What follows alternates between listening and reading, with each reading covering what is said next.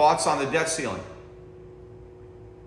Well, the debt ceiling is a farce because it's not an actual ceiling, because every time we get near it, we move it up. And in fact, it's not even there anymore. We suspended the ceiling. We actually have a lot more debt. We're actually looking down on that ceiling right now. This ceiling, I think, is still around 20 trillion or 20, I forget where, but we're, 28, almost 29 trillion. So we're way above the ceiling. So it didn't work. The idea was to have a debt ceiling to prevent the government from taking on too much debt. And clearly it did not work, right? You talk about the best laid plans of mice and men. This plan was a complete disaster because the ceiling proved not to be a ceiling at all because Congress was given the ability to raise the ceiling. Now, if the ceiling was fixed and it could never be raised, well, then maybe it would have worked. But as it turns out, it was just a gimmick.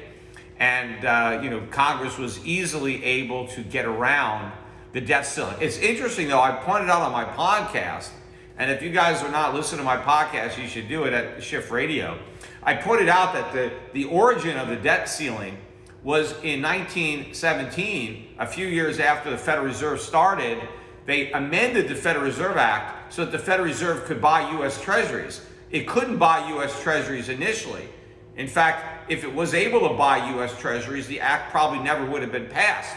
But, once they got the camel's nose under the tent, the rest is history. But as soon as World War I started, the government wanted to raise revenue for the war, and they wanted to borrow money, and they wanted to make it easier, so they wanted to let the Fed lend the U.S. government money. They weren't allowed to do that, so they amended the Federal Reserve Act. But of course, a lot of congressmen were worried that allowing the Federal Reserve to buy U.S. Treasuries would lead to bigger debts, and of course they were right.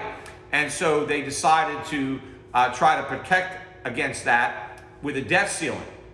What they actually should have done was never amended the Federal Reserve Act. You cannot, trust the fox to guard your hen house. So we never should have amended the Federal Reserve Act. In fact, we never should have gotten involved in World War I. Both of those were mistakes. We should have stayed out of World War I. We had no business being in World War I.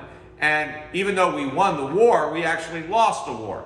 Because of World War I, we ended up amending the Federal Reserve Act so that the Federal Reserve can buy U.S. Treasuries. And now look at the result. $28 trillion worth of debt, all this QE programs, everything that they've done, none of it would have been possible had we not entered the First World War. Now, of course, maybe they would have made the adjustment when we got into the Second World War. But of course, here's the irony. Had America never entered the First World War, there probably never would have been a Second World War, because there wouldn't have been a complete destruction of Germany. Germany and Britain would have come to a more even peace. There would have been no Treaty of Versailles. There probably never would have been a Nazi party or an Adolf Hitler. So you can go back and look at all these dominoes that fall down from making one little mistake. But we've been paying for those mistakes ever since.